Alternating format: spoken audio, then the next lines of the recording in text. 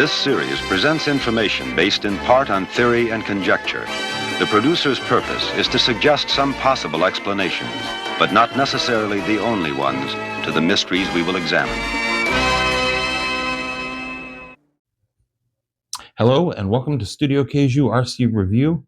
I'm Joe, your host, and today, 5 things you should know about drones, but probably don't. So, let's start. Number 1, the trust certificate. A trust certificate is something you need if you're going to fly a drone. And not just, it's not hard to get. It's amazingly simple to get, in fact. But it is actually very important because it's the first step towards letting the FAA know that you even exist.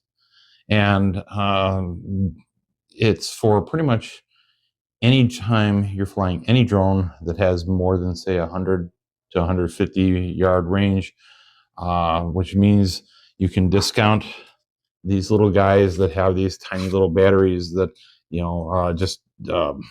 just a phone connection is your range. These guys are not going to have a very long range, so don't worry about them.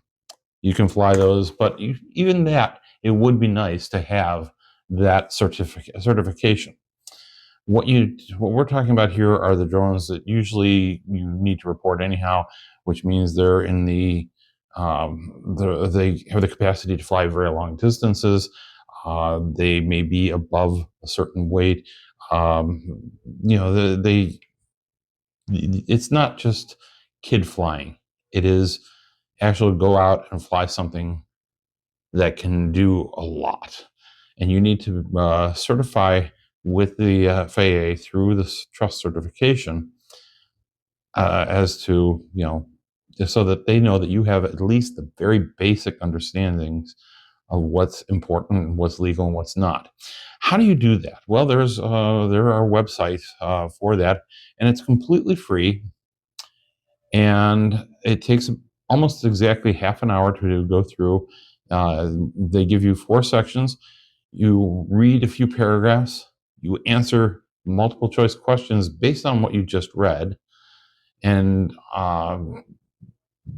if you pass it, which you really can do as many times till you get it right.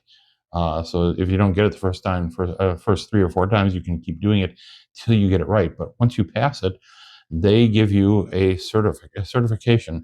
You're supposed to keep it either on you or with you. So like in my case, I keep it in an envelope in my car in my glove compartment. So because I never fly anywhere that I'm not driving to. So if say the police show up and they ask for my trust certification, I go over to the car, I pull out the envelope, I say, here you go. And I do have it also on my phone as well, so I can show them that, but you really want to have the paper information there. So that's the first step towards letting the FAA and by extension the police know that you are taking this seriously when you're flying something that, is a vehicle of some capacity. We are not, again, talking about the entry level, little things that look like a DJI, but are really have no capacity. They can fly a couple 100 yards or so, and the video on those things is next to nothing. You get the idea. Okay, number 2, the FAA. You got to talk to the FAA. Yeah. Okay, you don't have to actually call up the FAA and ask them, although you can do that. They do have the capacity to be. I did even call them one time and ask them a question. But if you have certain types of vehicles that are, of a certain weight, you need to register those vehicles with the FAA. And they will give you essentially the equivalent of a license plate number that will tell you about them. So that if your vehicle, let's say I'm flying my Holyton HT70, and it goes out of control, and I just as an example, I don't think they do that. It goes out of control and it slams into somebody's house, and the person who owns the house, they get upset and they're like, I don't even know who this is. They can go to the FAA and say, hey, some idiot drove his drone into my side of my house. Um, here's the number on it. So the FAA can contact me and I can explain it, and I should have filed a report in that instance anyhow. But if I didn't know where it went, it's a way to for all of that to be connected. That's important stuff, actually. First off, it protects that person whose house you hit. It protects you, and it gives the FAA a fast track towards resolving something because, the way the world is nowadays, there's a lot of stuff going on. Best to make things easy for everybody. So the FAA, they're a mixed bag. Their insertion into this field, this hobby, was very disruptive because for me, I had back in the 20 teens, I had a DJI Phantom 2 SE that I enjoyed, but they came in and said, "Look, you can't fly that anymore without getting it registered."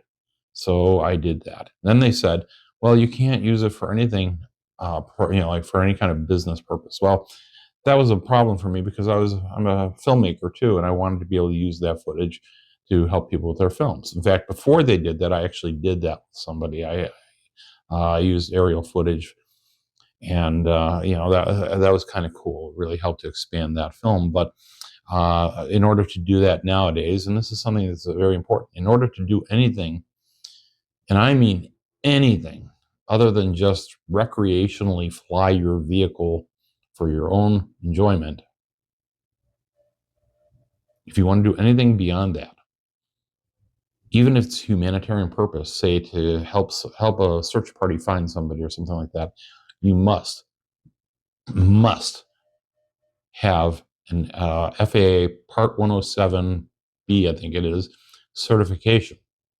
Now, the trust certification that I mentioned in Part 1 is very easy to get. The Part 107, that's a whole other thing. That is a very complicated set of information that you need to learn. As an example, here's something I learned just looking into it. I didn't get that certification yet, but I wanted to find out about it. They use an acronym AGL, okay? And what that means is above ground level. Now, here's a situation. If you're flying your drone and you come across let's say it's a bridge that is 90 feet above the ground, above ground level. How high can you fly if you're in an area where you're only allowed to fly 100 feet? The answer, 190 feet if you're going over that bridge.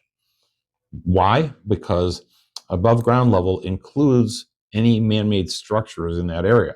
So if this is 10 feet below the flight ceiling and I want to go over it, I can go up 100 feet over that and then I can come down. So that basically it's so that you have reasonable capacity to pass things. This is a very interesting distinction. That's just one of many things in there. I mean, like a lot. So it takes a lot to pass the Part 107, but it's not undoable. It's just that it's very complicated and you have to really want it and really have an expectation of being able to market yourself and your services once you do it. But that means, and I want to clarify about the restrictions about not being able to do anything.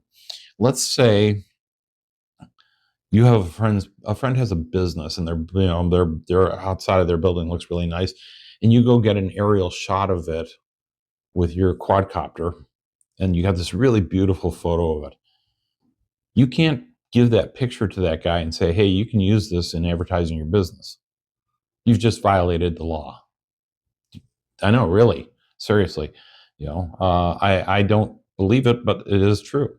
That is true. They take it very seriously, not doing anything that violates the Part 107. This is where the trust certificate comes in handy. Is it gives you some of those more frequent parameters to understand so that you know what you're doing, why you're doing it. Okay. Number 3, weight. Again, this ties in. All of these things tend to tie in together. This little guy here probably weighs, I don't know, maybe 250, no, not 200, I'm sorry, 125 grams. No big deal. And that's about a quarter of a pound, I would assume. Now, moving up the scale, the DJI, or in this case, the Specta Mini, which are essentially the same machine, is 249 grams. Okay. Even says so right there. Okay. And what's important about that is that if it's 250 grams, and that means too, with the battery inserted, I don't currently have the battery in there, but with the battery inserted, it has to be 250 grams or lower. Once you go above that, you are subject to having to register this, but more importantly, well, no, you should register this, but more importantly, you're subject to having to have a remote ID transmitter that will broadcast whenever this is flying, so that the FCC will be able to see it and get a signal off of it and say, "Oh, this is Joe Reboy's Joe Reboy's drone flying." And you can, once you have that, um, the license number from them to apply to this, which comes with the trust certificate, you can put that same number on any of your drones. But and you can use the same remote ID if it's separate from that. But you have to have a broadcast transmitter. Now, the Specta Mini, the DJI Mini, that's the same machine, and anything that's 250 grams or less does not require that. So I can fly this without having to have a remote broadcaster on it. I'm still beholden to the other elements of the law, flight ceilings for different locations, that sort of thing. Moving up the next level is in my case, the Holiton HT70, which, by the way, this one actually has my license on it. I haven't put it on the Specta Mini because I haven't flown the Mini in a while. But the HT70, I put my license on it. And it's not hard to do, by the way. Here's how I did it. I just printed it on in black with white ink and put tape all over the paper. You cut it out and put tape over it. So it's just tape with paper underneath. It's nothing special. But it's nice, and and it's helpful if it should get lost or something. There's a reference for it. But this guy was, I think, 650 grams. It's pretty heavy. What's the difference between this guy and this guy? Now, the Specta Mini actually has a bit more robust capacity, and especially in terms of distance. But if the Specta Mini falls, it's half a pound. It's not going to do a tremendous amount of damage. But this guy, this is a bit more. It's like about almost 2/3 of a pound. It's going to do a bit of damage if it hits something. And then you get into this kind of quadcopter. Now, back in the late 2000 teens, this was pretty much the default. Again, the DJI Phantom was very much this kind of design. And this one here weighs 1.4 pounds. Now, I have just been testing it out, so I have yet to put any license on it. But it's also, this machine was actually originally, this came out back at that time period, and did not and does not now have a remote broadcast ID transmitter, which means that if I fly it, I must have one attached to it somewhere. And this design doesn't really make that easy. But on the other hand, it's powerful enough that it could easily accommodate it without it being a problem. One of the things with remote broadcast IDs is you want to be careful where you put them. Now, the HT70, by the way, does come with that. And you can find out when you're buying, you research, you can find out if it does have its own remote ID broadcaster. The Specta Mini doesn't, because it doesn't require it. This guy requires it, but doesn't come with it. And the interesting thing, and this is something you got to be very careful of, in the manual for this, and I assume for other machines, they will say now, and it does say for this requires FAA certification because of the weight, but it does not mention anything, and I mean anything at all, about the remote broadcast ID. Okay, the next thing, public places, flying in public places. That's number 4, by the way. And what is important about that is that you should always check when you're flying if you're okay to fly in a certain area, usually particularly public locations. Now, for instance, where I live in the city of Tonawanda, we have the Niawanda Park, and it's right along the Niagara River, and I love flying there. I really love flying there. You get some great footage. There's this beautiful river. There's Grand Island. You get some wonderful sunsets there, and the city of Tonawanda looks nice from the air. Plus, we're right near Erie Canal there. So I called the police, explained my situation, and I wanted to find out because there's no signage at the park that actually says anything about this, other than it's a public park. And I asked the police. I said, "Do you guys have a problem with me flying my quadcopter at the park?" And they said, "It's a public place. That means the airspace is unregulated." Okay, so then the only thing that I have to worry about is what is the flight ceiling, which for quadcopters, generally speaking, legal flight ceiling is usually going to be 400 feet or lower. But there are locations, if you're anywhere near an airport or something like that, or there's some other technical reason that the FAA wants you to maintain a lower flight ceiling, you can get apps that will tell you what the ceiling is in that location. That can vary quite a bit. Where I am here at work, for instance, right where I'm sitting is a flight ceiling of 100 feet.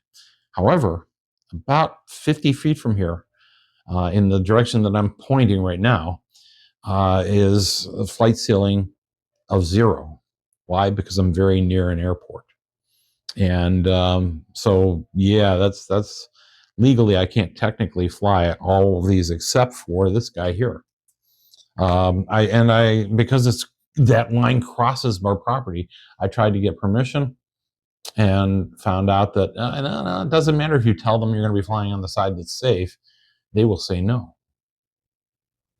Now, the nice thing is with those apps, which I think require a $4 a month subscription, there is a real time response, or very close to real time. If you say, "I am flying at this location and I'd like permission to fly here in this restricted airspace," they'll either say yes or no, depending on what you tell them and what they are looking at.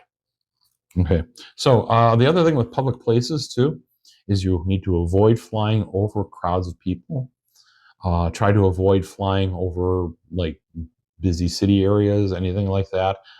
Stay away from public transportation like trains. I mean, you can see them, but don't fly over them.